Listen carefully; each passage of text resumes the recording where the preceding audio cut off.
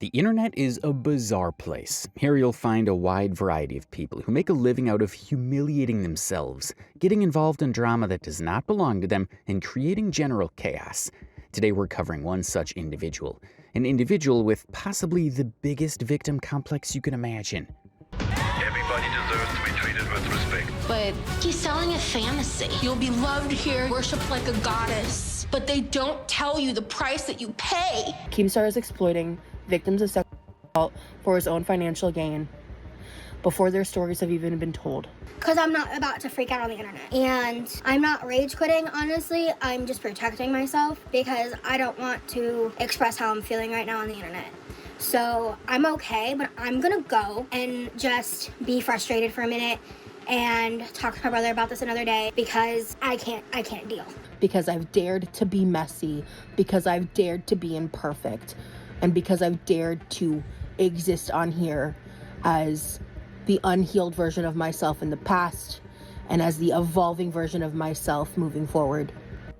This is Quirky Love Rosee, one of the newest names starting to circulate in YouTube commentary spaces, especially within what viewers often call the Gorl World community. Now, for those of you who don't know what that means, Gorl World is a term used by commentary viewers to describe a loosely connected space on YouTube where certain creators become long-term topics of discussion.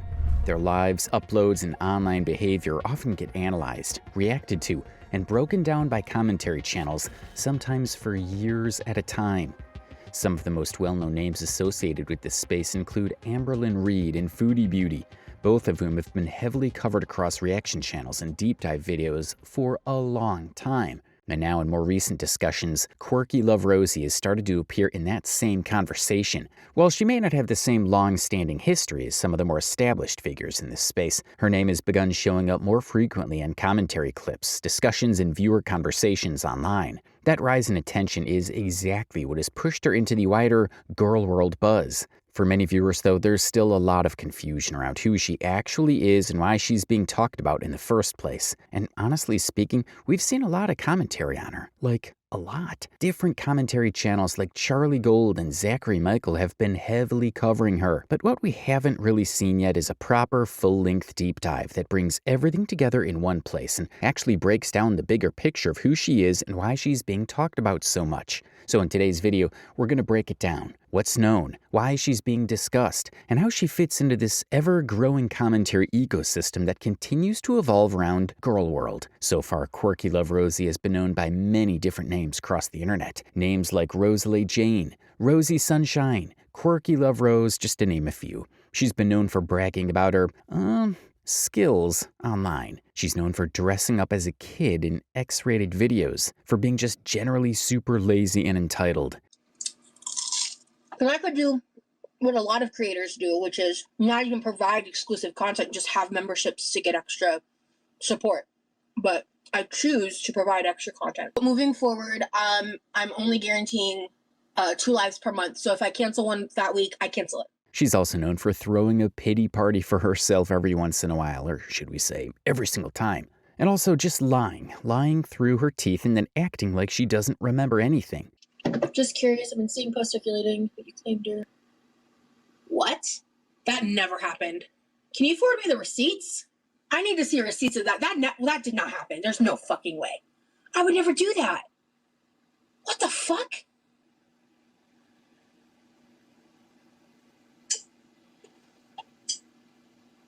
Like, what?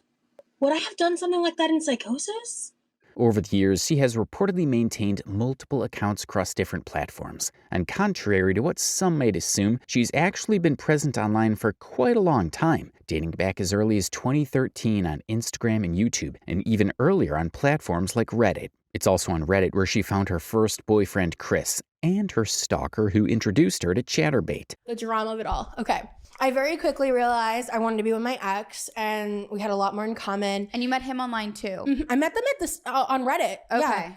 Actually, my ex, ironically, was like my biggest tipper on the Chatterbait website, but I didn't know that until a little while later. Chatterbait, do you post pictures? It's a live site, basically. So like you would stream? Yeah. Over time, this has expanded into a wider history of relationship discussions and internet drama that followers of her content often reference. She's had very problematic relationships online, which she documents in her boring vlogs. She has doxed people before as well. Overall, she's just a hypocritical person with extremely bad behavior and a huge victim complex. She refuses to be treated for her severe eating disorder and calls herself treatment resistant. Again, I'm unfortunately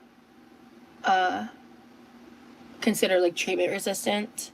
In many ways, some viewers even draw comparisons between her and Amberlynn Reid, so much so that she's been dubbed Quirky Love Rose. However, before we get into any of that in detail, it's important to first go back and look at an earlier chapter of her life, one that many commentary channels either skip over or only briefly mention. And that's important, not because it proves or disproves anything about her as a person, but because it helps set the foundation for understanding her mindset. Now, that being said, we'd also like to point out something very important, especially when talking about Rosie, who consistently uses her past experiences to defend many of her actions. Having a difficult childhood does not automatically give someone a free pass to be a horrible person later in life. At the same time, though, we'd also like to acknowledge that this particular chapter of her story is genuinely disturbing. Most of the information we have regarding Rosie's childhood comes from a viral podcast episode she appeared on only about a month ago called We're All Insane. The episode itself was titled Groomed into Feederism, and Rosie talks about how she has now left the feederism community.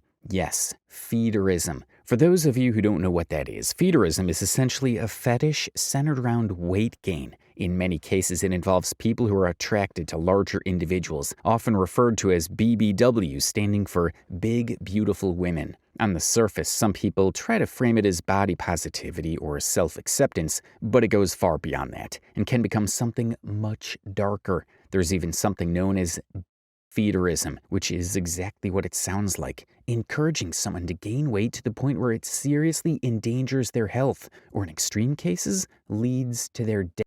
Yeah, pretty disturbing stuff. And according to Rose, this was something that played a significant role in her life, which she discusses throughout the interview. It's about like a sexual kink regarding feeding someone generally for the purpose of them being fat or getting fat or gaining weight. There's a big umbrella when it comes to feederism. And the thing about this guy is I think he was into what's called death feederism, and that's where I have a lot of problems. And death feederism is what it sounds like. It's feeding someone to the point of getting so fat and so big that they...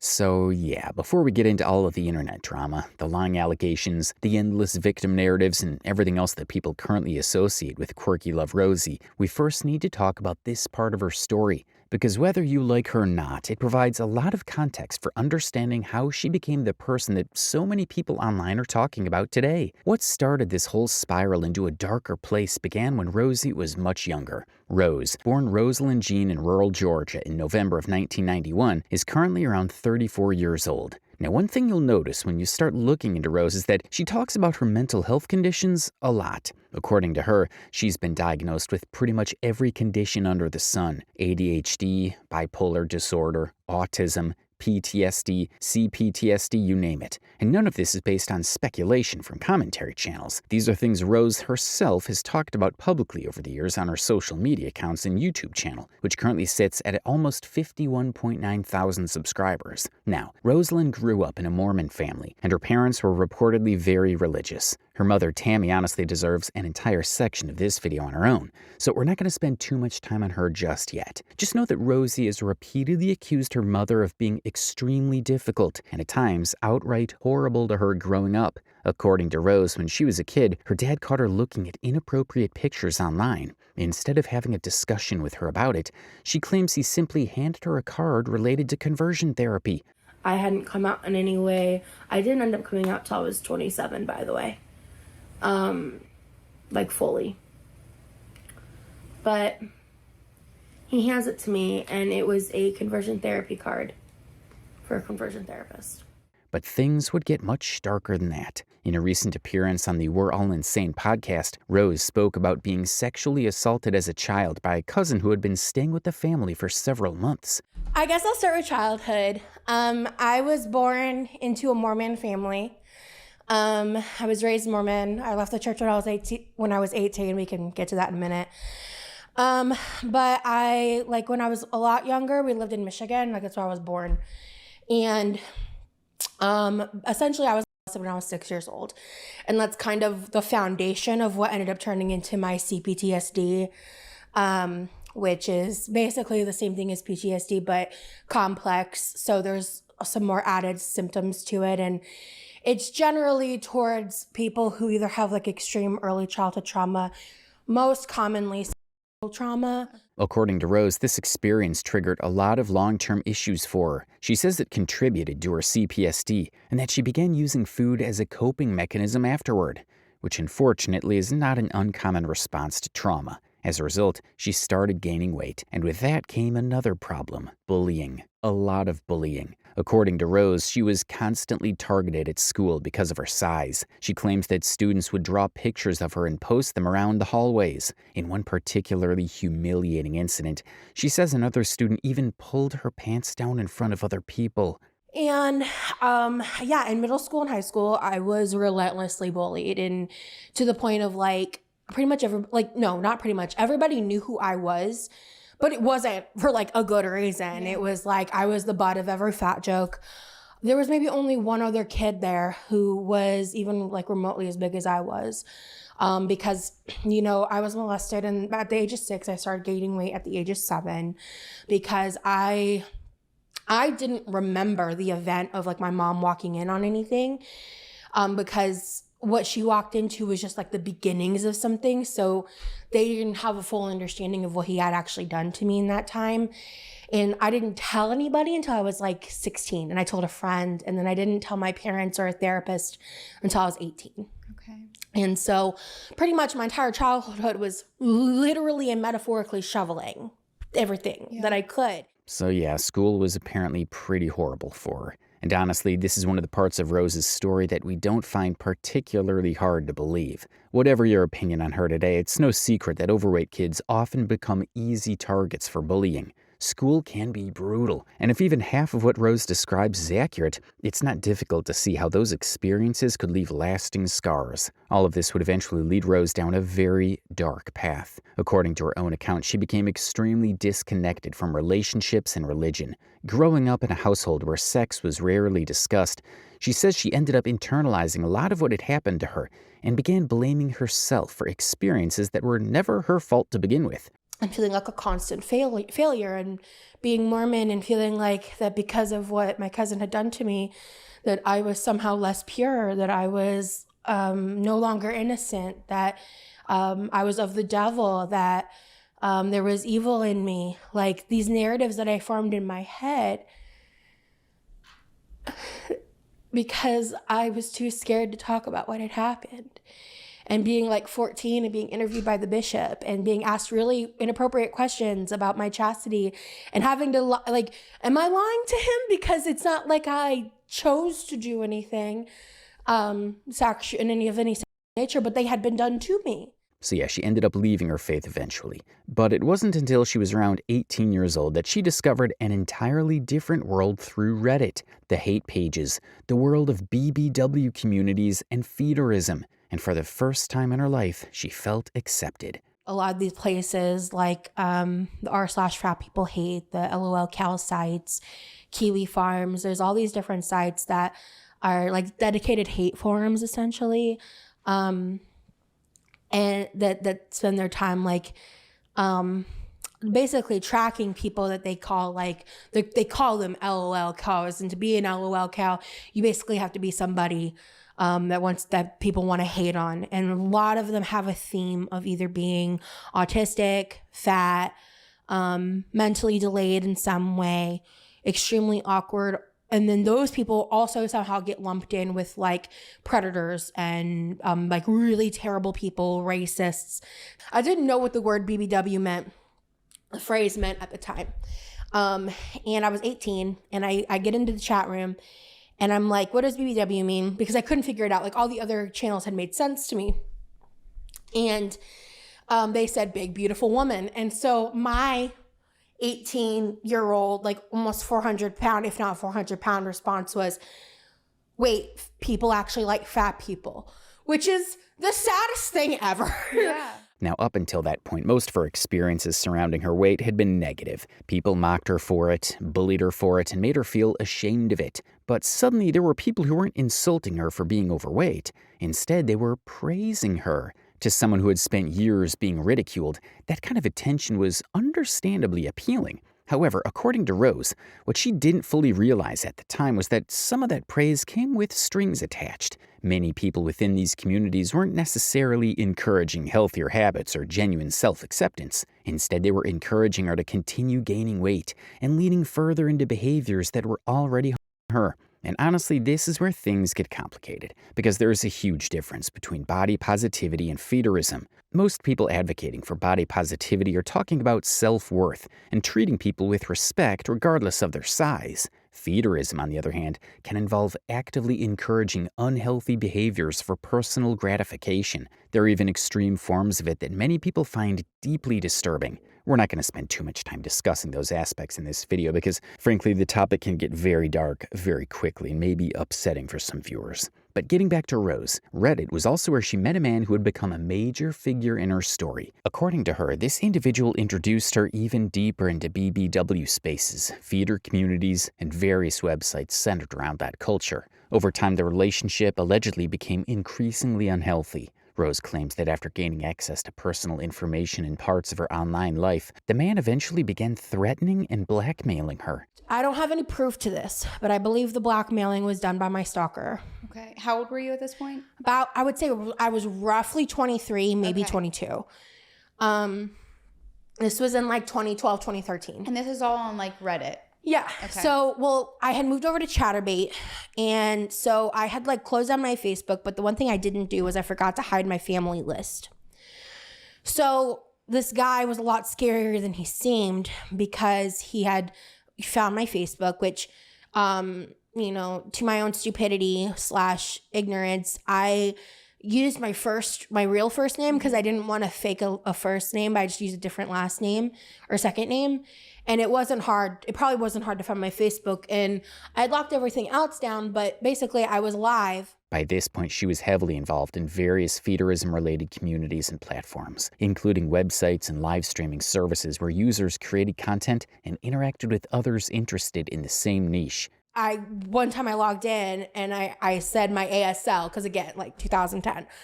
And I got like 80 DMs in the span of, I'm not kidding, like 2 seconds, and it crashed my computer. And I was like, what is this world?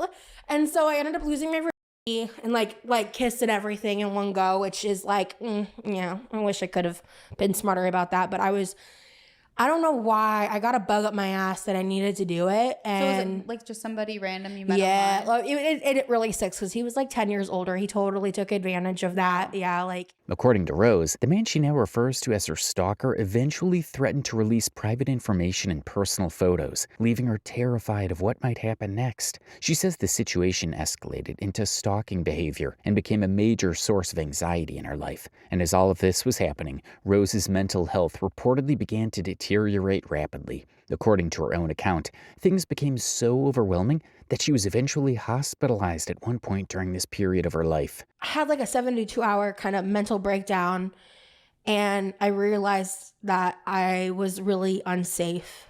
And so I went to the hospital and they sedated me. They fully sedated me. Then they walked in while I was sedated, and what I remember is the guy being like blurry and like fuzzy and like wavy looking, holding out a piece of paper, and he's explaining it to me, and it's not making any sense to me at all. And I go, I don't understand.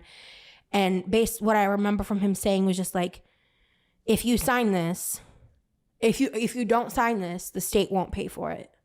So I signed it. And what I signed was an involuntary hold. Now, this was around the time Rose was in her early 20s, roughly 22 to 23 years old, and she was becoming more active within online communities in general. However, she still tried to keep her feederism-related activities somewhat separate from her mainstream social media presence. On Instagram, for example, she mostly posted makeup looks, selfies, and pictures with her boyfriend, Chris. In this interview, Rose also explained in detail how she was multiple times by different people, and she even reported it, but it was the pandemic, so nothing really became of it. One story she told us stood out. I have family in Indiana, and he knew that, and I was planning a trip to go see my family. And he basically made it clear that I didn't really have a choice about seeing him, and I just needed to make it happen. Because I know what he was capable of.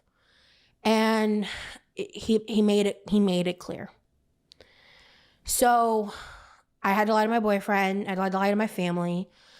It was the same weekend I actually met the founder of Pizza Sisters for Life randomly, and I remember talking to her about it and trying to be excited about what I was going to go do, even though I didn't want to go. I didn't want to cheat on my boyfriend. You know, I really didn't.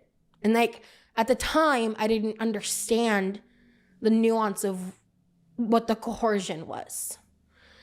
And also at the time, this was around the time where Google Glasses were supposed to be the new big thing. So I think this was in 2014. And I believe that when we met up, he recorded me on his Google Glasses without my consent. I know he stealthed me. And he coerced me into an act of feederism without me knowing what it was.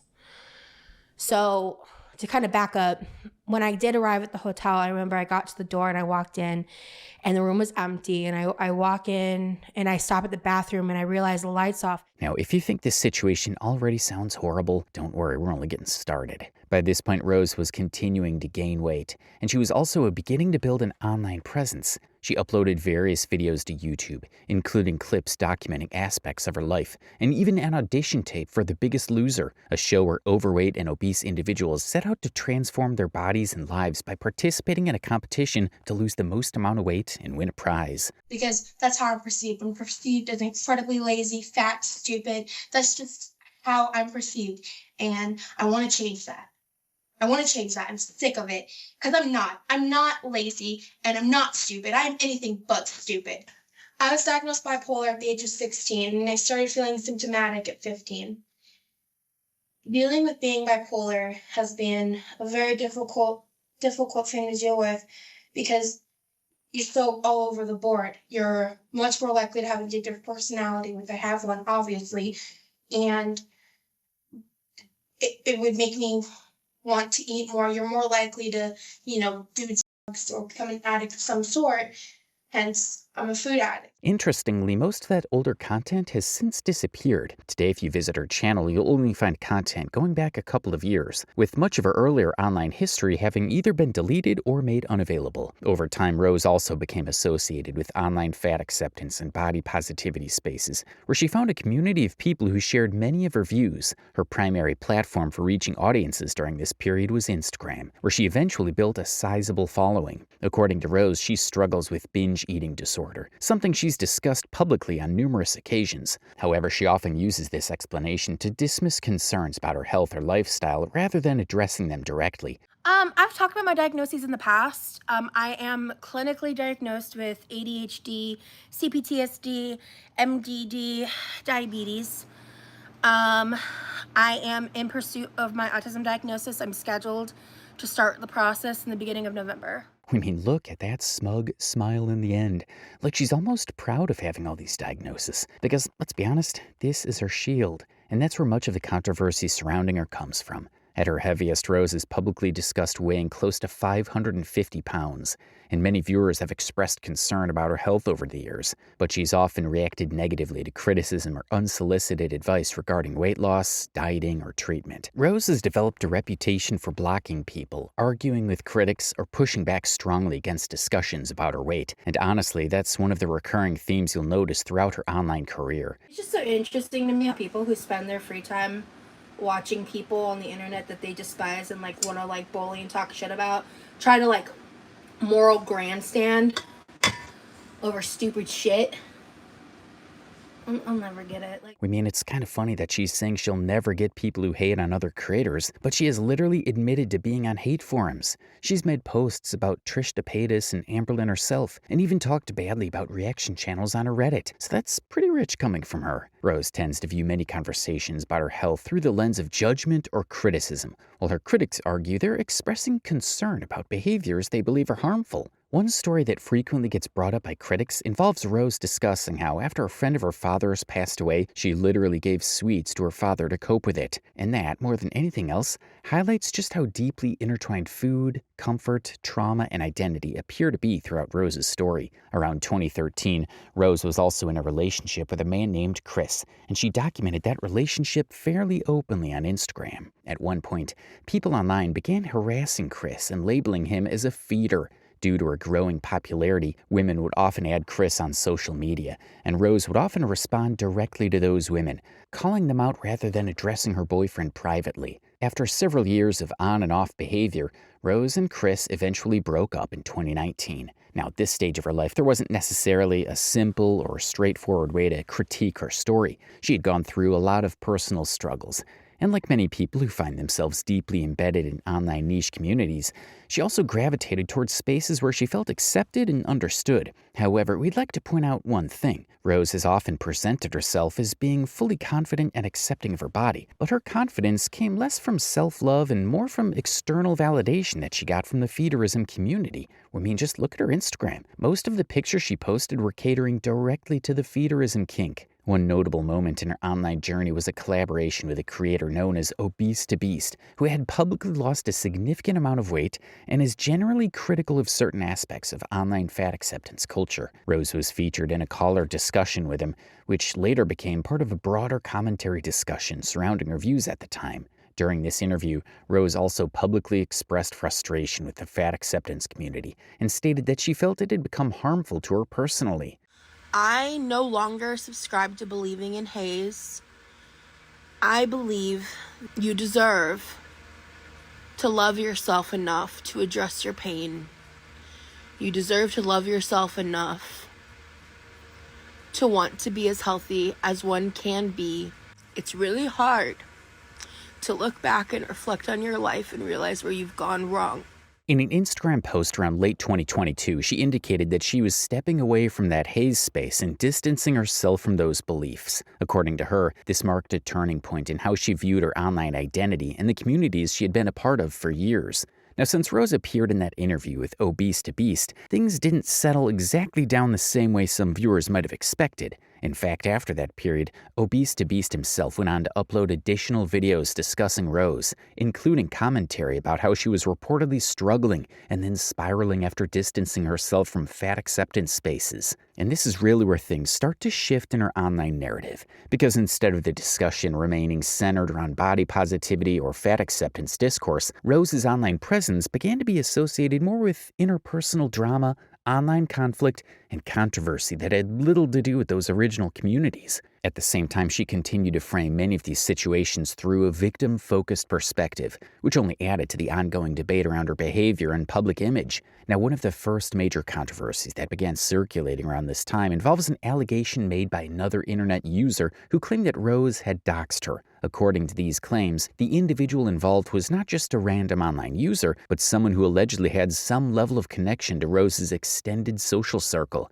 So a creator known as Fluffy Enderpug uploaded a video in which he alleged that Rose had doxed him when he was a minor at the time. According to this video, Rose had some form of prior connection with his parents, and there was also a mention of a brief personal relationship or falling out that eventually escalated into an online crash out. He claims that during a Twitter outburst and a now deleted YouTube video, Rose referenced their names and posted content that he interpreted as exposing private information. The long story short, she and my parents stopped being friends. She had like a huge crash out online, and I'm gonna use the word allegedly here because she did scrub this from the internet, but allegedly doxed my parent somewhat by posting their like private Facebook account or something. Additionally, Rosie said that his parents made him edit her and also gave her NSFW Twitter account to him. However, according to Fluffy Enderpug's own account, these claims are not accurate. What had actually happened was that his parents ran a cooking show,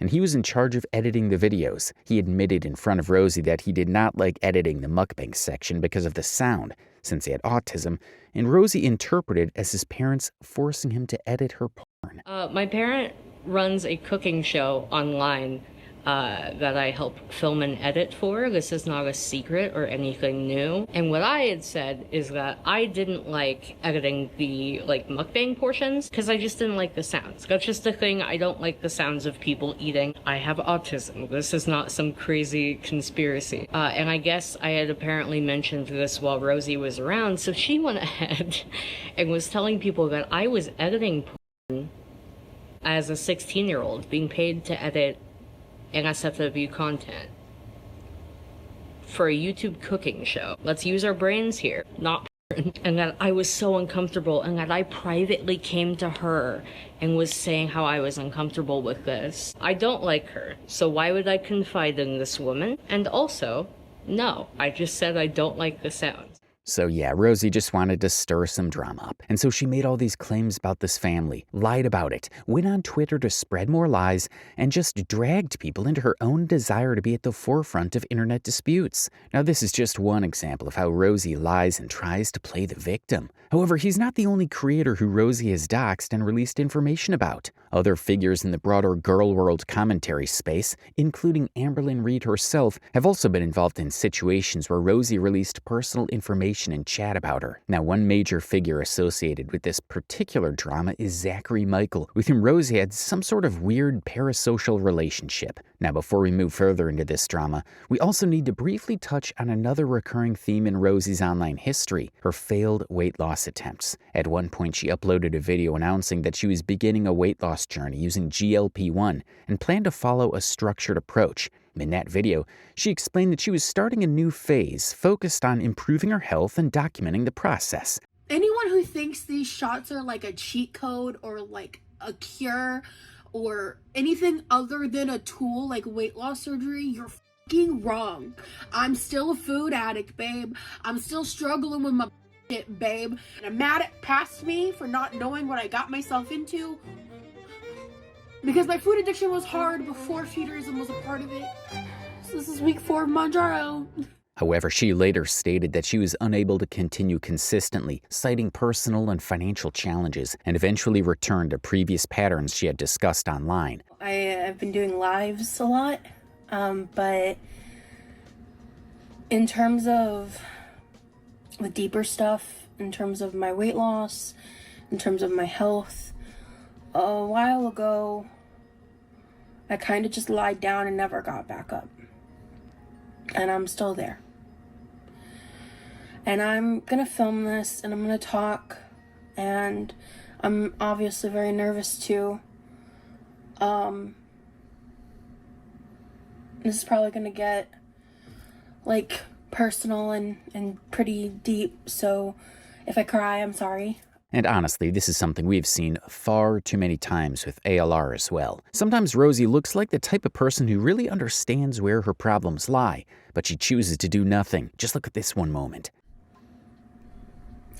I wish that self-awareness was enough to get myself to stop repeating my patterns and my cycles.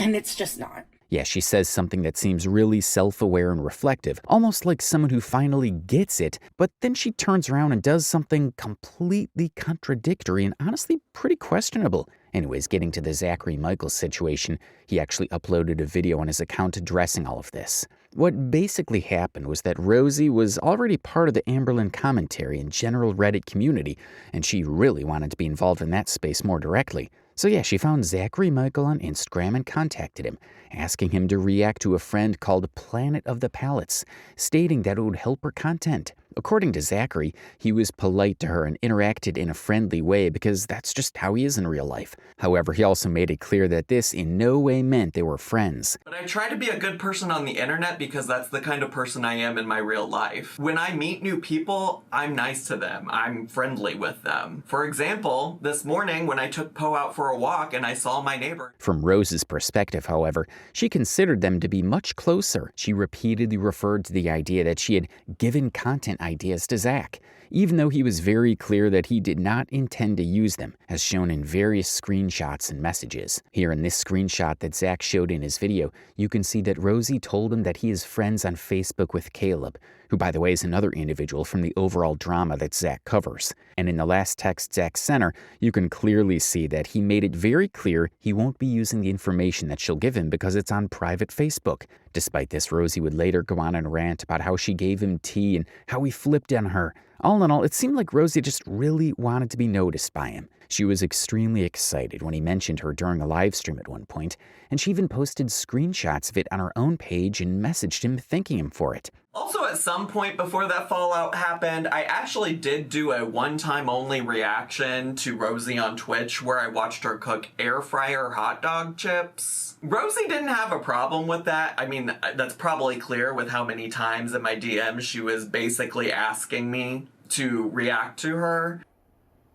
I don't remember it ever asking a reactor to cover me.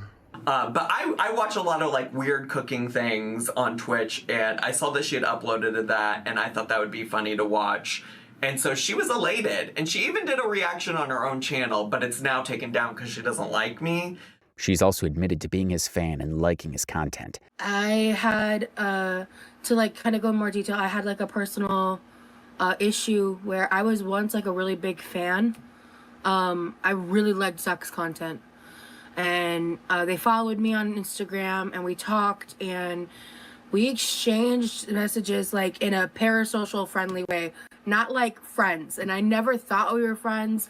Whenever I was like first on YouTube and I would like, I would, when I heard of certain people's names in my chat, I would go and look them up and I would ask people like what they thought. So I'd kind of get a heads up, but I kind of put her, she's not as harmful as a couple of the people that I mentioned yesterday. Because like there are reactors like Tiny Blue Anthropologist who covers me, who I no longer watch.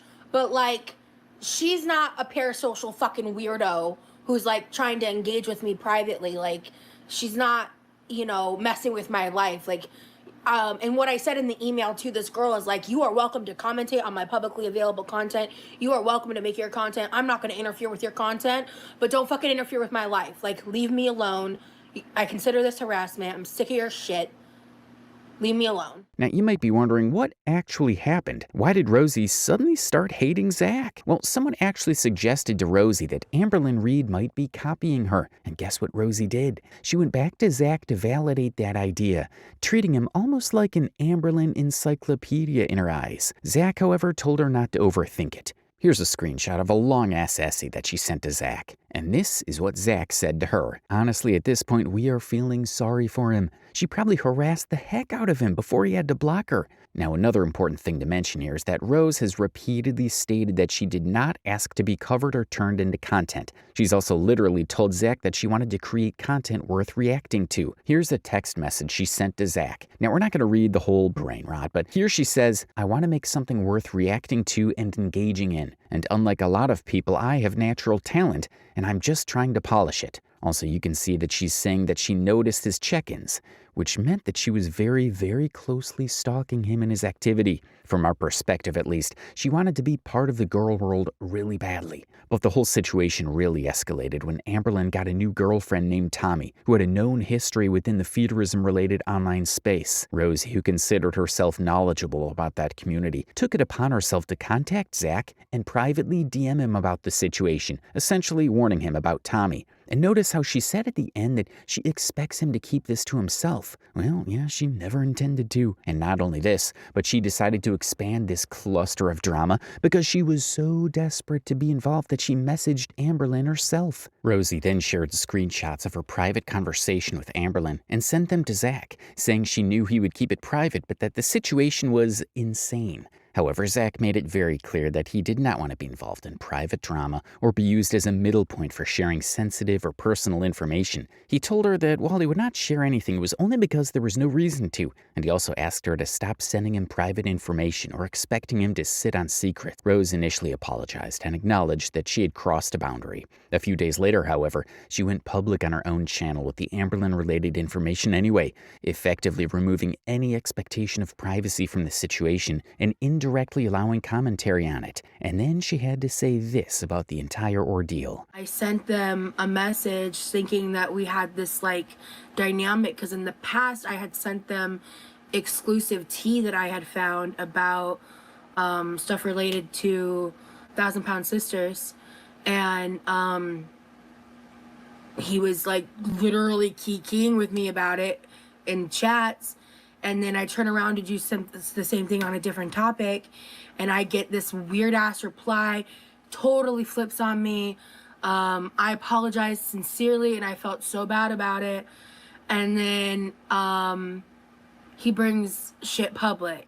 And this is just the beginning. She would go on to much, much more horrible things about Zach as we progress in this topic. Now keep in mind that Zach also advised her at the time to step back from the Gorl World altogether, suggesting that it may not be good for her mental well-being or her online trajectory. Even though Rose initially apologized, she later became increasingly frustrated with Zach setting that boundary. Once her perception of the situation changed, her public narrative also shifted significantly. Rosie later held a members-only live stream on her YouTube channel, where she went on a rant accusing Zach of being awful and claiming that he had been grooming her to become his next lol cow. Since it was behind a paywall, Zach did not initially see it, but viewers later brought it to his attention. Rose ultimately deleted the live stream after receiving backlash from her own audience, and she deleted that live stream later. However, this live stream was not the only time she talked nonsensical shit about him. Rosie also began telling her audience that Zach had suddenly flipped on her. She claimed they had a friendly dynamic where they would discuss and key over drama together, but that Zach eventually turned on her unexpectedly with what she described as a weird-ass reply, and then made their private interactions public in a manipulative way. I had to stop watching creators that I used to watch because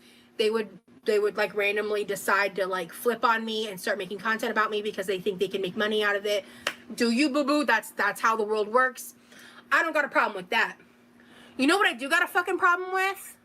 Someone who I met in real fucking life, who did me dirty, who was sneaky, slimy, and snaky for no fucking reason other than being a parasocial poo-touching loser. And let's just get into the whole parasocial thing. For some reason, Rosie became very obsessed with using the word parasocial and repeatedly accusing Zach of having a parasocial relationship with her. However, what's ironic is that she was the only one who seemed to believe there was some kind of deeper connection there. Well, in reality, Zach was consistently made it clear that he wanted nothing to do with her or her information, or what she referred to as tea. Are you telling me that Zachary Michael is making a Google Doc involving my DMs with him? Are you fucking for real? I'm sorry.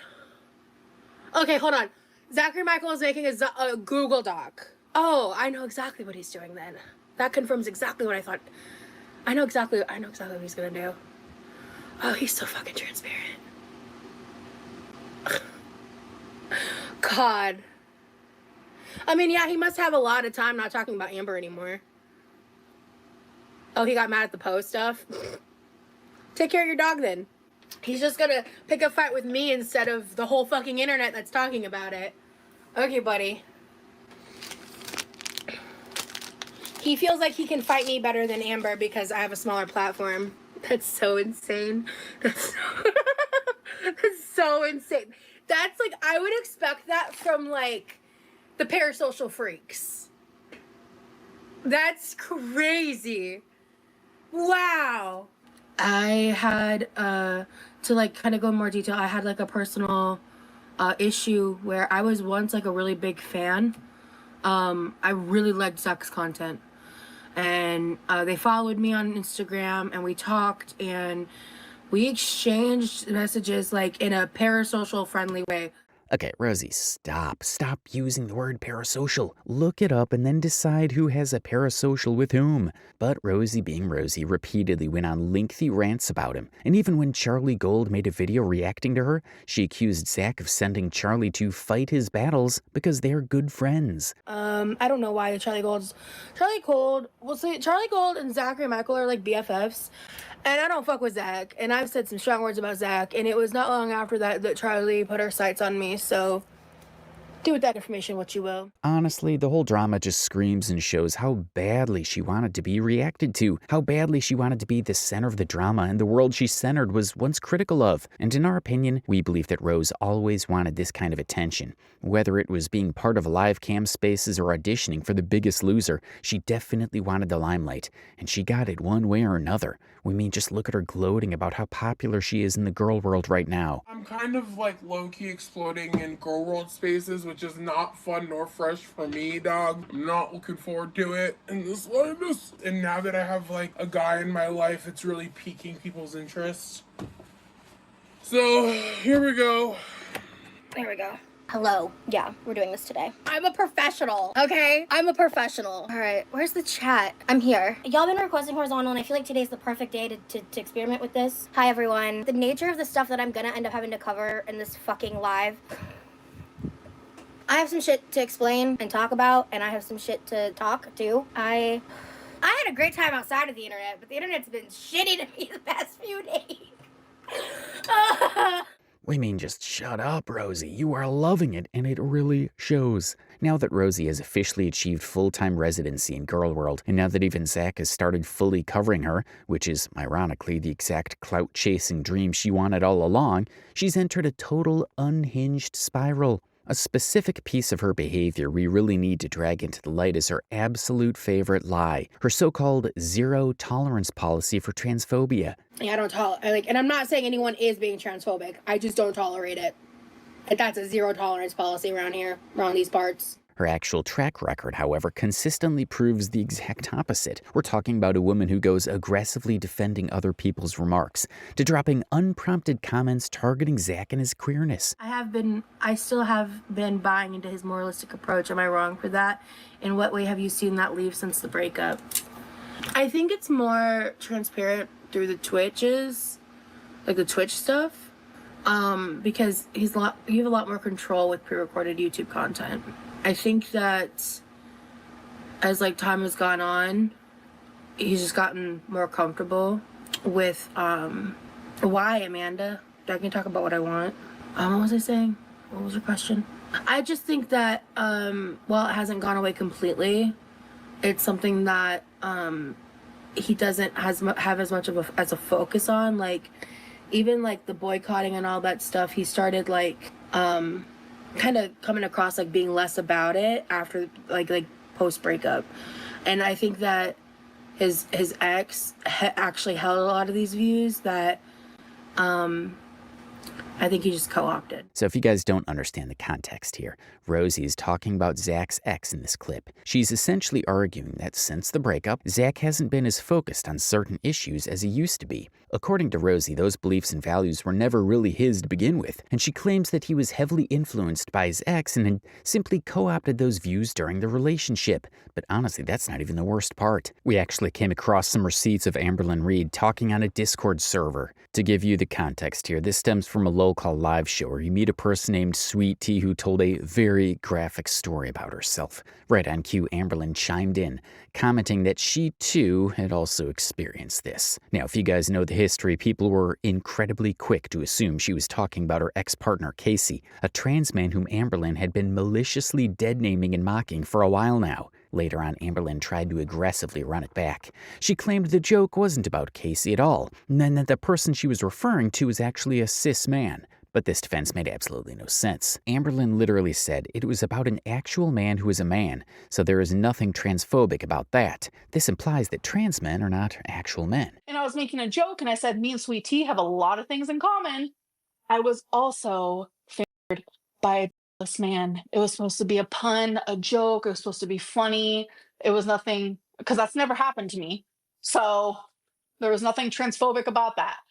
God, people are so dumb. Like, I'm not transphobic at all. people just like to reach. It was about an actual man who is a man. He just had his penis cut off in a tragic accident years ago, probably like a decade ago plus. It was just literally a joke. And guess what? Rosie decided that this was the hill she wanted to die on, going completely out of her way to defend and enable Amberlynn Reid. So yeah, you heard that right. At this point, we don't even know if they're beefing or enabling each other or what. So what happened was that while Amberlynn was live defending her trash joke, Rosie was active right there in the chat, soothing her ego. Rosie explicitly wrote, "Thanks for explaining. I was nervous, lol," and followed it up with, "They will always find a way to make what you did into something malicious. If someone else made that joke, it would be a non-issue." So yeah, it's wild how quickly zero tolerance policy vanishes when there's an opportunity to suck up to a bigger creator or just stir drama. However, the second Rosie went live on her own channel, her chat immediately confronted her for enabling a transphobic joke. Rosie instantly tried to play dumb, claiming she hadn't actually heard the original clip or seen the Discord messages and was just blindly trusting Amberlynn. She explained it, like, unless I heard it in other context, so what she said happened was that it wasn't about Casey, it was about a man, someone who didn't identify as trans. I thought it made sense that she wasn't being transphobic.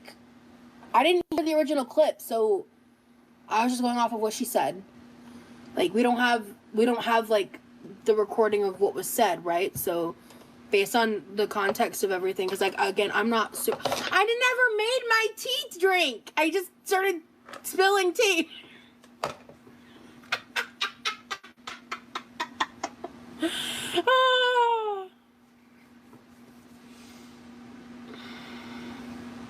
Yeah, I don't think so either, Carrie. So I don't know. That's why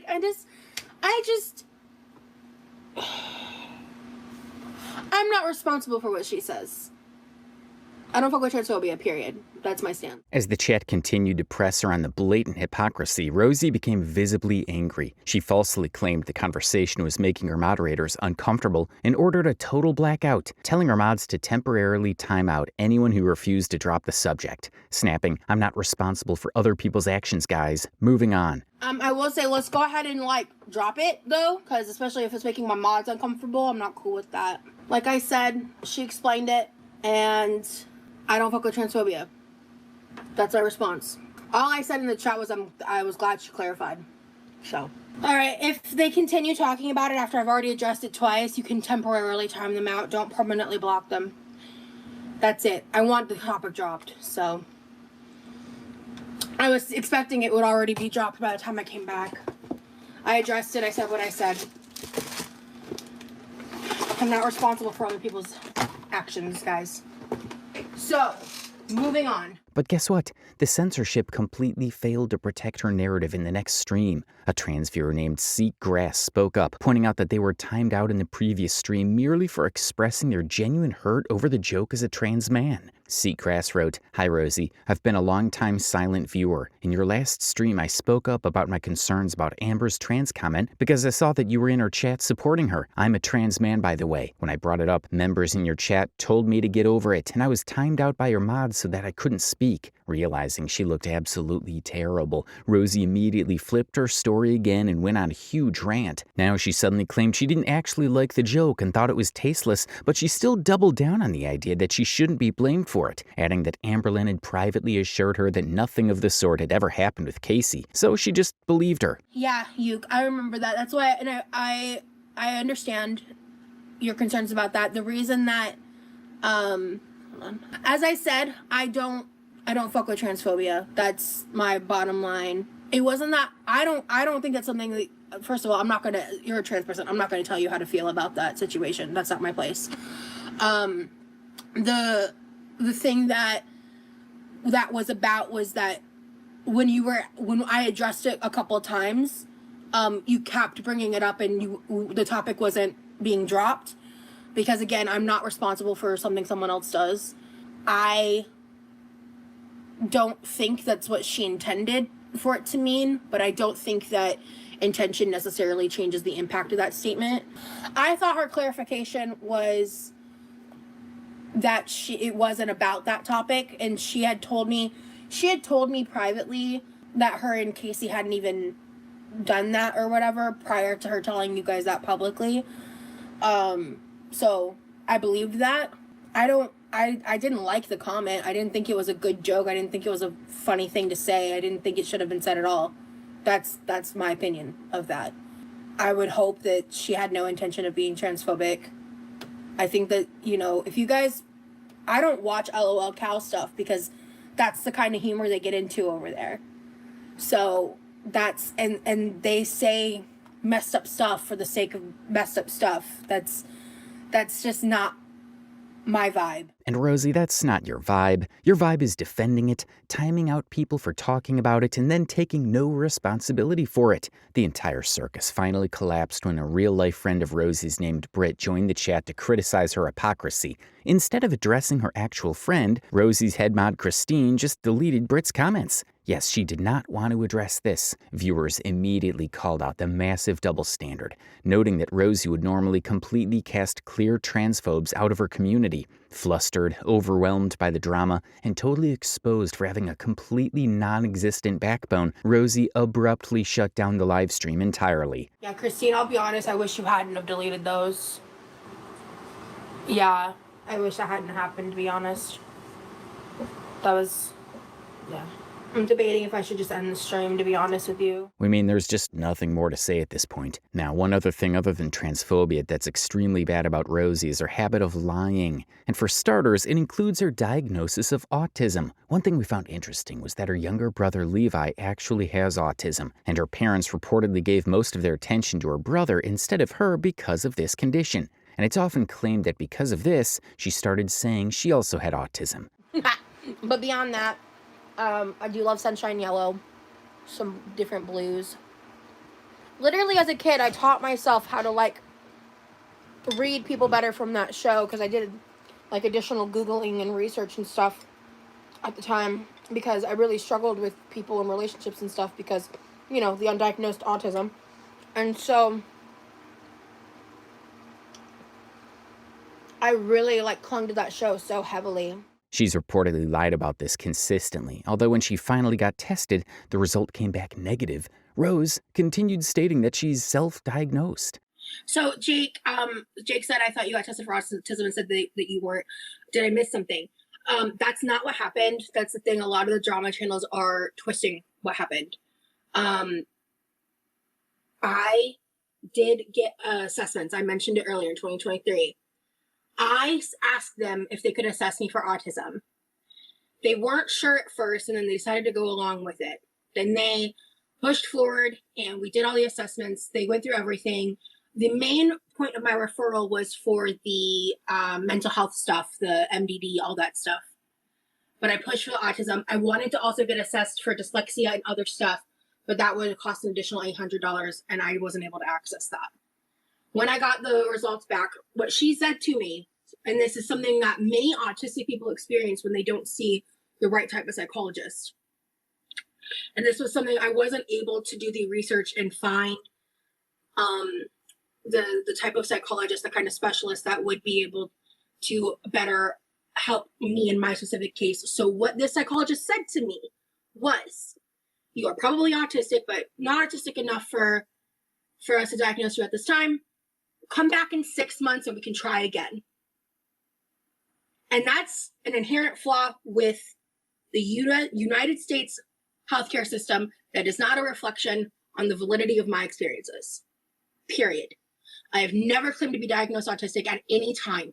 You will never find a clip of that happening. Anyone saying that is lying.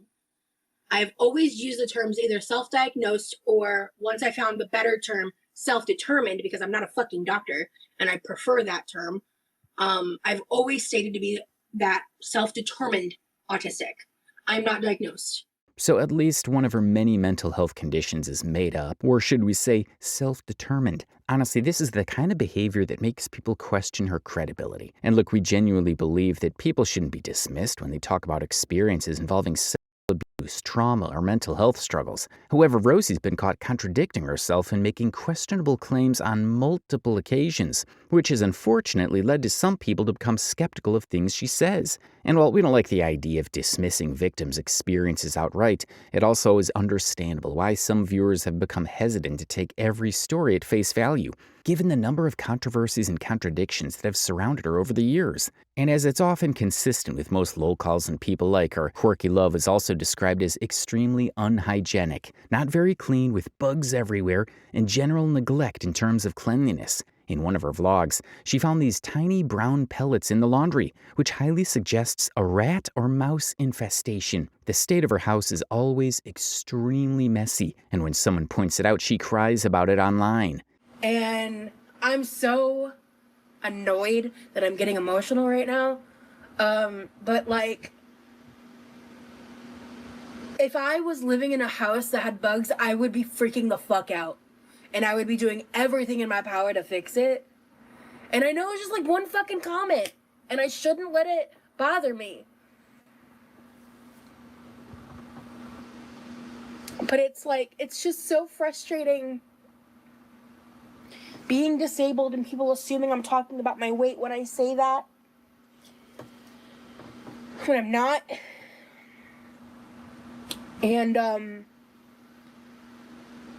dealing with being a very depressed person and trying to get help and been fighting it for years and being treatment resistant. So yeah, it seems like almost everything that ever happens to Rosie somehow circles back to the same explanation. Whether it's bugs in her house, drama with other creators, getting caught in a lie, conflicts with friends, or pretty much anything else under the sun, her mental health and personal struggles eventually get brought into the conversation. And at this point, it's become such a consistent pattern that we don't even think we need to point it out anymore. Anyone who has watched her content for more than 10 minutes has probably noticed it already. Whenever criticism comes her way, the conversation often shifts back to her diagnosis, her trauma, her mental health, or the difficulties she's facing. Now, that doesn't mean those things aren't real factors in her life, but it does seem to be the explanation that gets used over and over again, regardless of what the actual criticism is. And that's honestly one of the reasons why so many people have become frustrated with her over the years. Because eventually viewers start feeling like they're hearing the same defense every single time, no matter what the situation happens to be. And let's not even get started on her cooking. Full disclaimer, if you're eating something right now, you might want to consider skipping a few seconds ahead. She makes what most call slop online. In terms of that, you know what I'm saying?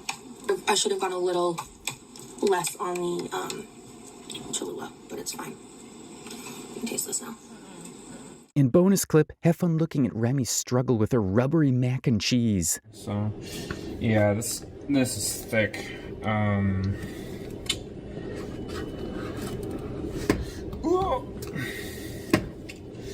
Yeah, this is gonna need a little milk. I'm probably add the milk right now, to be honest. I'm gonna try 1 tablespoon and see what that does.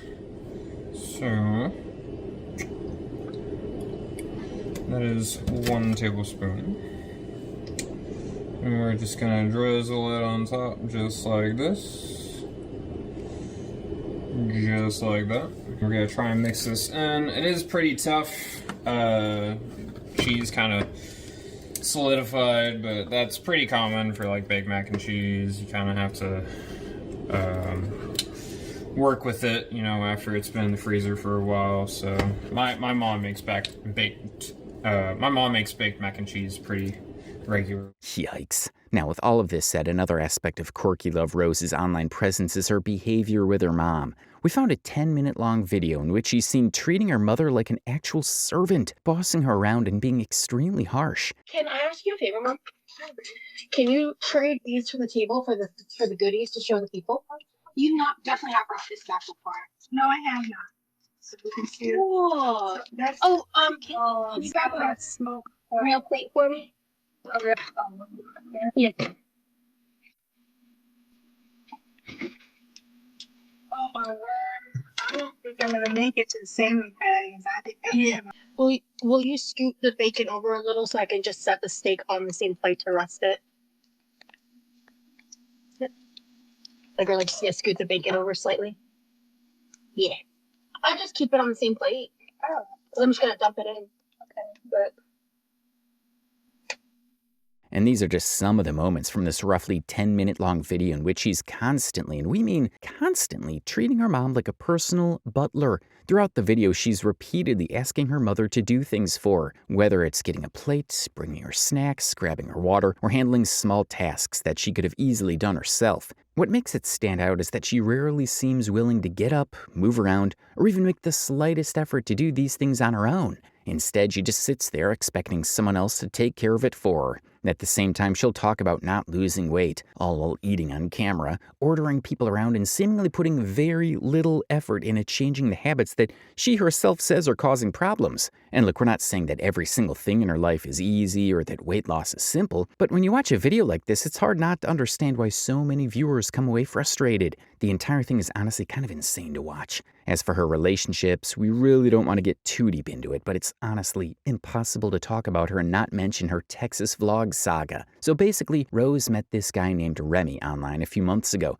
and eventually she flew out to Texas to meet him in person. She even met his family at one point. She also started saying some really cringe things online after she met this guy. And like we said, we're not going to do a full breakdown of everything that happened between Rosie and Remy because that would honestly need an entire video of its own. But just to give you an idea, here's what the Remy situation has looked like so far. Now, if you're wondering who Remy actually is, he's the new guy Rosie met online. We believe on Discord, and yeah, he's definitely younger than her. He's currently in his early 20s, and honestly, you can kind of tell by the vibe. He seems really into anything glow in the dark. Anyways, coming to the point, one thing that basically everybody knew was that Rosie was supposedly very serious about protecting this guy's privacy. She constantly talked about not wanting to reveal too much about him or put him online. Except she kind of did, and she did it on a live stream. The Fairy Tale Crush.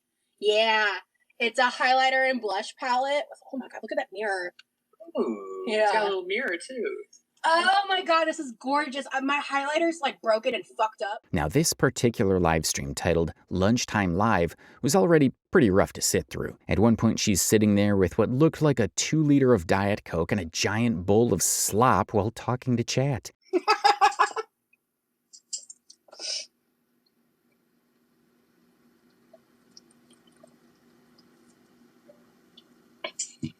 I just made some cheesy broccoli. Like, I'm only using half a bag because I'm also having about roughly a third of a pack of that carbonara ramen I made yesterday. One small sweet potato with like a decent amount of the Korean ground beef. Yeah, remember when Rose got demonetized and said she would never eat on camera again because she didn't want to be associated with feeder content anymore? Well, that promise didn't exactly last very long. Because as we've seen time and time again, a lot of things Rose says she's going to do tend to have a very short shelf life. Anyways, one interesting fact is that Rosie originally tried to leverage this package someone sent to her to get people to sign up for her paid membership tier, promising an exclusive members-only unboxing. However, when apparently nobody signed up following the announcement, the exclusivity didn't last very long. She eventually opened it publicly for everyone, which honestly didn't exactly scream content strategy. At one point, Rosie pulls out some beef jerky from the package and places it directly on top of her stove while showing it to the camera, despite having a clean paper plate sitting right next to her. But honestly, that wasn't even the highlight of the stream. The real highlight came when Remy appeared on the call. Throughout the stream, he was talking about making her a dragonfly necklace, although from what commentators pointed out, it seemed more like he had purchased a pre-made pendant and attached it to a chain. Thank you, Joanne. This necklace is from my boyfriend. He made it. By yours truly. Yes. All right, so let's see. We've been live. Okay, we'll open the package here in a minute. Like we're just gonna vibes. And I want to say, like, I've been doing a lot of different stuff.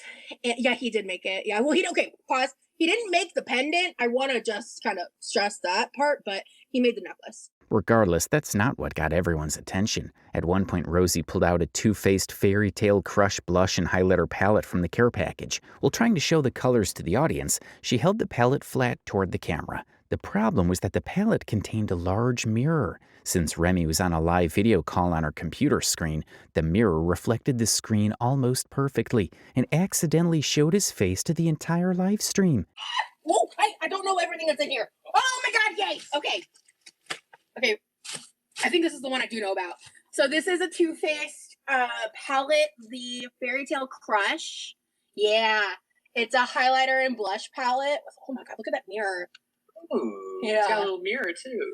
Oh my god, this is gorgeous. My highlighter's like broken and fucked up. So yeah, you can imagine that Chad immediately started blowing up, telling her that she had just revealed him on stream. Rosie's response was surprisingly casual. She simply brushed it off. And honestly, for someone who had spent so much time talking about protecting his privacy and editing vlogs, it was a pretty bizarre moment. Really, the entire situation was something else. And to be honest, there's a massive rabbit hole when it comes to Rosie. The deeper we looked, the more things we found that we honestly wish we hadn't. There are years of online history, old accounts, archived posts, live stream clips, forum discussions, and personal oversharing scattered all over the internet. One thing that stood out was how often deeply personal issues were discussed publicly online. For example, we came across old posts where Rosie was openly talking about private medical and relationship matters with strangers on the internet, often seeking advice, reassurance, or support from online communities rather than keeping those discussions private. We're talking about this post in particular, where Rosie shared that she got some sort of STI. We're not going to read the whole thing. If you want to, go ahead and pause and read. It's honestly pretty graphic. However, we don't know exactly how much truth there is to this piece of info. Now, with that being said, there's just one more thing we really want to get into, and that's Rosie's hatred of Keemstar. Now, look, we know Keemstar has his own long list of controversies by this point, and we're not sitting here saying he's some great guy. But Rosie seems to have a very specific problem with him, and she genuinely believes that he exploits victims of abuse for content. People just enable this shit for shits and gigs. It's disgusting that he is exploiting victims of sexual assault for a paycheck to get ahead of a story that has yet to be told. And this controversy ties back to one thing and one thing only: the price that you have to pay. He's selling a fantasy. You'll be loved here, worshipped like a goddess, but they don't tell you the price that you pay. So this particular clip that's been making the rounds on Reddit and various corners of the internet recently comes from the trailer of an upcoming documentary called Escaping Paradise. The documentary focuses on a so-called fat content house in Las Vegas that's run by a man named Stefan. Over time, serious allegations began emerging from women who had stayed there, including claims involving exploitation, manipulation, and other disturbing behavior. Now, this whole Paradise House situation is incredibly serious, and we want to handle the topic as tactfully as possible. However, if you're looking for a deep breakdown of the documentary itself, you probably won't find a whole lot of that in this video, simply because it's well outside the scope of what we're covering today. Our focus here is Rosie, her online presence, and the controversies surrounding her. The events connected to Paradise House are a much larger story involving numerous people and allegations that deserve their own dedicated discussion. So if you're interested in learning more about that situation, we highly recommend watching the documentary and related coverage yourself in order to get a fuller picture of what the individuals involved allege they experienced. It's a very grim story, and frankly, we don't think it's something that can be adequately summarized in just a few minutes of a video that's primarily about Rosie. And if you happen to watch the trailer, you may have noticed a familiar face. That's right, Rosie. Rosie was actually flown out to participate in the documentary as someone who has experience speaking about feederism and anti-feederism spaces online. However, according to many viewers, she quickly seemed to make the situation about herself and somehow managed to start beef with Keemstar and Foodie Beauty in the process. Here's where the drama begins. Before the documentary was even released, Keemstar and the Loco Universe crew began conducting live stream interviews and debates involving some of the people connected to the story. They interviewed individuals who had been involved with the house and discussed many of the allegations publicly before the documentary itself had aired. Now, Rosie absolutely hated this, and there were two main reasons why. The first was the thumbnails. Keemstar used Rosie's face and name in several thumbnails and promotional materials while discussing the documentary and the surrounding drama. Rosie posted a very pent-up, long, rant-style video on her YouTube and argued that Keemstar was monetizing trauma. She publicly criticized him, calling him exploitative and accusing him of interviewing vulnerable people simply to generate views and revenue from the controversy before the documentary could tell the story itself. Keemstar is exploiting victims of sexual assault for his own financial gain before their stories have even been told. And that shit's evil. I heard about the part one. My face is in the thumbnail. I don't know about anything that happened in that video. Nothing. So that happened. Part two happened, and I was contacted by someone who is related to the project, who was like who do you know is going to be from the doc in the interview for the next part? And I was like, I have no fucking clue. And I was very surprised when I learned who it was.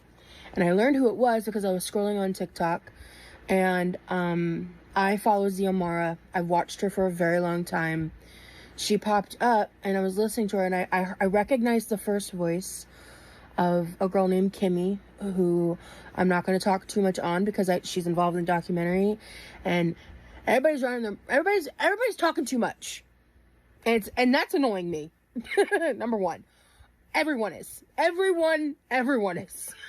So her main problem is not Keemstar exploiting anything, but that everybody's talking too much, and honestly, she's feeling left out. In her rant, Rosie also tried to remind the younger audience who Keemstar actually is, bringing up his dark history from the mid-2010s mainstream YouTube days, when he used to have beef with Philip DeFranco. She explicitly brings up Etika, a beloved gaming streamer who tragically lost his life to suicide in 2019. Before his passing, he was going through a severe public mental health crisis. Rosie reminds everyone that Keemstar actively egged him on and mocked him and hosted him for clicks during his clear psychiatric episodes. As Rosie's criticism of Keemstar and Local Universe became more public, members of the panel responded directly. They argued that Rosie was less concerned about ethics and more frustrated with how the story was being covered. Some suggested that she wanted greater control over the narrative and was upset that other creators were getting attention from a project she had participated in. So I think she probably feels slighted that we have gotten attention from this before her quote unquote big break.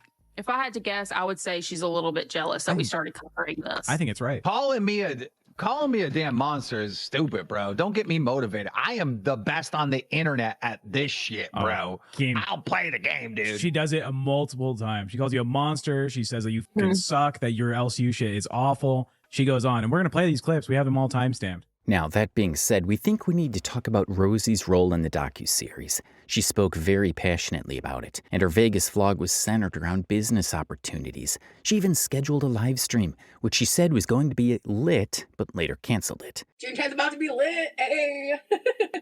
Overall, Rosie's been centering herself in the drama and even appeared on Stefan's live stream and claimed that she had her own subplot in the documentary. And I have my own plot in it. So, okay, I'm a little out of the loop. What's this trailer coming out on? So, first of all, I have it linked to the pinned comment. I have it on my YouTube community tab post. I shared the reel on my Instagram. I stitched the TikTok. Choose your platform. It's a minute and 30 seconds. Come back once you watch it. Yeah, I made it very easily accessible for y'all. So please give it a watch. Obviously I haven't seen it yet. And now, in reality, she was actually in the documentary for less than 2 minutes. You heard that right. She was not really a part of it in any substantial way. And the crazy part is she flew to Vegas to be this feederism expert, but she was mostly just eating the whole time. Just look at this. And my bullshit bed. So my suitcase is on the bullshit bed. I saw a TikTok the other day somebody who was in a hotel by themselves. And she was like, this is my sleeping bed and this is my eating bed. And like, low key, that's what's gonna happen here. I'll be over here when I'm eating so I can keep this bed clean. If I'm even eating in the room. I ended up choosing Lazy Dog Bar. The food looked really good, and I was just kind of perusing around, and I wanted to try something like I've never had before. So I don't even normally like deviled eggs, but I was so intrigued by these crispy deviled eggs. I got some Brussels sprouts for, health. so healthy. You can tell all the health all over those Brussels sprouts, but they're gonna taste delicious. And then I got barbecue bison meatloaf, and there's like string onions. I thought I got the version without ice cream because I don't want ice cream. I really don't. But this is an apple huckleberry pie for dessert, so I don't know if I'm gonna finish all this or not, but just like take a minute, gander at this, please. This is $6, which I think for the specialty novelty is worth it, especially if it tastes good. So let's find out.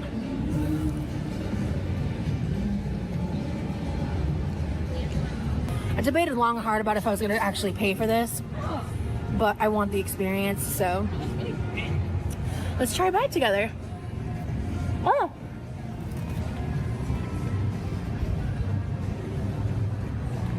Oh, that's amazing. Okay. I want to do like a little bit of trying some of this stuff and just kind of giving a little bit of a review, I guess. I don't know if this will actually make it into the vlog or not, because this is treading a little lightly in what I'm trying to do here. This is treading a little lightly in what I'm trying to do here. I'll try the kimchi first. I've never had cheese and mussels together. Interesting combo. She definitely did not handle the situation with much tact or seriousness, and instead treated it like a big break or an opportunity to become famous. She did gain some attention when the trailer dropped because she was featured in it, but she was barely present in the actual docuseries. It was not about her, yet she still tried to make it about herself. But nothing new, unfortunately. Rosie often ends up involving herself in drama that isn't hers to begin with. People were so irritated by this that actual victims came forward and simply asked her to kindly stop inserting herself into the situation because she was taking up a lot of space. And I'm sorry that I'm going off right now. No, I'm honestly like, it does piss me off because it's like, you're acting like you were trying to help us here, and you were not. You were trying to put yourself in the center of attention again. And listen, do whatever you need to do to get your, whatever you need to do. Do whatever you need to do, but don't act here like you were doing us a favor. That's it. That's all I want from this. I understand. Now, one thing that really irritated us and the general public about this situation is that Rosie was consistently talking online about how people should not discuss the topic or the documentary until it aired. It almost seems like she was feeling left out, or perhaps she simply didn't want people to find out that she was not even a real part of it. The things she was trying to insert herself into were not, in reality, her story to tell. And guess what? It's not like she followed her own advice either. After going online and ranting about how everyone should stay quiet, we then found Rosie on Stefan's TikTok panel talking about it. The same guy who's a predator by Rosie's own admission and who's been accused of many things. Yet there Rosie was, seemingly to satisfy her own need to stay in the spotlight. The first thing I want to say out the gate, because it seems to me it's pretty clear that you haven't seen anything that's come directly from me and my content, because I don't involve myself with the LCU. I think that shit's disgusting. I will never involve myself in the LCU. And I am frustrated that all of this is even involved in that universe, because that's grimy garbage content. I called it moldy hot dog water, to be specific. I don't want to be involved in it at all. But I want to state that this entire time through this process, the timing of Shay's passing is horrible. Regardless of my opinion of you or any person involved, anyone who knew Shay is a human being and deserves grace and time to mourn. And this is a layer of complexity that is deeply upsetting. And I had no relationship with Shay. I never interacted with her.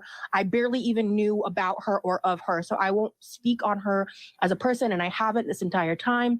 And I will never want to disrespect that. And regardless of my opinion of you, which I have many, I'm the kind of person where if I say something behind your back, I'll say it to your face. It's also ironic how she claims she's not the type of person who talks behind someone's back when she did not say anything to Zach's face during the whole Parasocial situation. When the whole drama with Zach happened, she simply apologized, acted sweet, and then went online later to accuse him of being a and even claimed he was preparing her to be his next lol cow, while in reality, he was just trying to help her because she was begging for it in his DMs. This is horrible. I'm not going to sit here and pretend that, you're someone I would want to be friends with.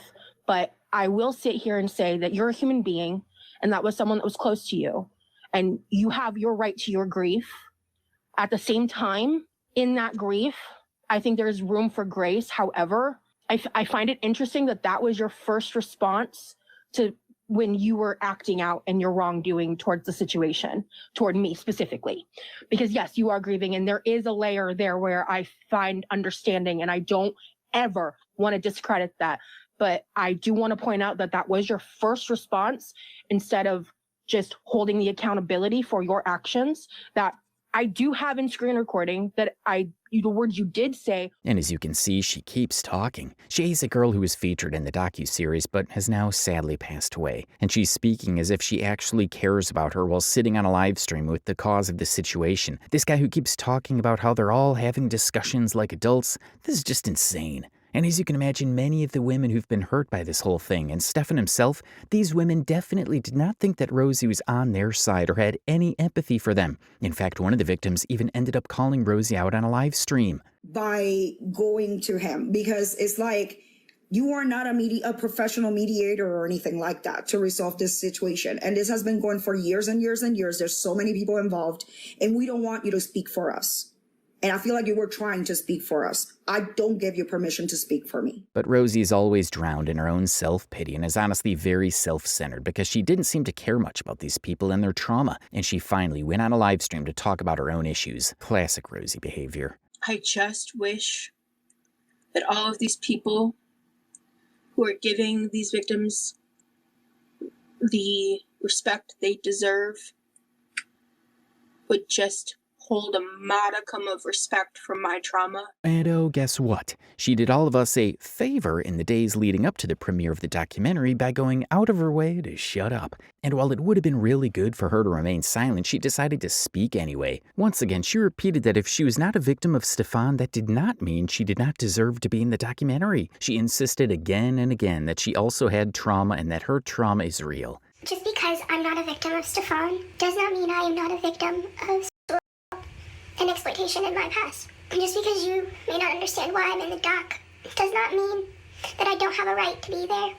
I'm doing the best that I can from everything that's happened in the past couple weeks to not make problems for anybody else. I just wish someone gave a singular fuck about the fact that I'm a person with trauma too, and that trauma is real. The past several days, I have gone out of my way to shut the fuck up because it doesn't matter what I do. I am being relentlessly attacked. I just saw a comment on a video that had nothing to do with me, that was about me, and how I'm making everything about me when I wasn't even in the video. Gorl World is using this opportunity to make me out to look like a fucking monster while creating the problem. I just did not anticipate certain parts of this. I'm not talking about the live stream stuff and all of that. I've said what I've said on that, and I'm culpable in that aspect. I'm talking specifically about how people keep saying actual victims. Watching people twist some of my most personal trauma into how I'm a liar. I think the big one I saw was when I was in those streams and I was being just barraged with hate. People were saying that I lied about, like, I said that I was basically raped over the internet, like, that all this stuff when they took a real traumatic experience out of context. In the We're All Insane podcast interview, I shared the story about what I believe was the first attack of my cyber stalker. How he blackmailed me, used the fact that I was, an ex-Mormon, afraid of my parents finding out that I was posting illicit photos online at the time because my parents and I hadn't had a lot of conversations and I genuinely was afraid they would disown me. And he collected my family's information and he coerced me into doing something I've never even told a therapist about. And that is just one of the things he did during an 8-year period. That story is real. I've never fucking lied about that or any of my fucking trauma. And I'm reaching to a point, I'm not engaging in reaction content about me. I'm doing my best to avoid it, but I'm getting so much in my DMs and in my own comments. People who put my cousin's names in my comments, who, by the way, is the man currently serving 30 years in federal prison for his shit with CSAM. Look, I get that I'm controversial and that I've recently fucked up. I'm just a person, man. This is real. This is real. I'm not lying. And I'm trying to do everything I can to not make things worse. But it's like I'm constantly caught between this push and pull of like wanting to speak out and defend myself and wanting to stay quiet to not cause more problems. All I know is I'm really anxious about tonight. Just because Stefan isn't the one that hurt me doesn't mean I wasn't hurt. Just because that isn't part of my story doesn't mean that I have something to add. I don't know, man. I just want to thank everyone who has sent kind messages. I know I spent a lot of time talking about the bullshit, but I appreciate everyone who has sent me kind messages of support or just checking in. I really appreciate it. The doc drops in about an hour and a half, and I think I'm, more than anything, I'm just anxious for everything to come after, but it'll be nice to just finally know, so we'll see. I hope that everybody tunes in, and we all find out together. I'm exhausted. Let's fucking go, I guess. Well, I just finished watching a docuseries with my boyfriend. Honestly, we even mentioned in the very beginning of the video, while talking about her past, that she did deserve empathy for what happened to her in her childhood and afterward. But honestly speaking, she says that she wants the respect that other victims are getting, yet she's not doing anything meaningful with her experiences. She's just inserting herself into situations she's not really a part of. And according to us, there's a time and a place to talk about your own trauma and to listen to others. Just because you have trauma and experiences doesn't mean you can make everything about yourself. In conclusion, Rosie is the kind of person who consistently manages to make situations about herself, often inserting herself in the drama where she doesn't fully belong. Throughout this situation, instead of stepping back and allowing the actual victims and those directly involved to speak, she repeatedly positioned herself at the center of the conversation, which only added more confusion and tension to an already sensitive topic. That being said, we also want to acknowledge Michael Zachary for his coverage of Rosie, as he did a solid job breaking down key points of the situation. A lot of information we were able to gather also came from commentary creators online who've been covering the Gorl World and related discussions. We always try our best to cover every possible detail, but if we missed anything or made any mistakes, please feel free to comment down below and let us know. On that note, we'd like to end today's video. We'd love to hear your opinions about this entire situation and Rosie herself.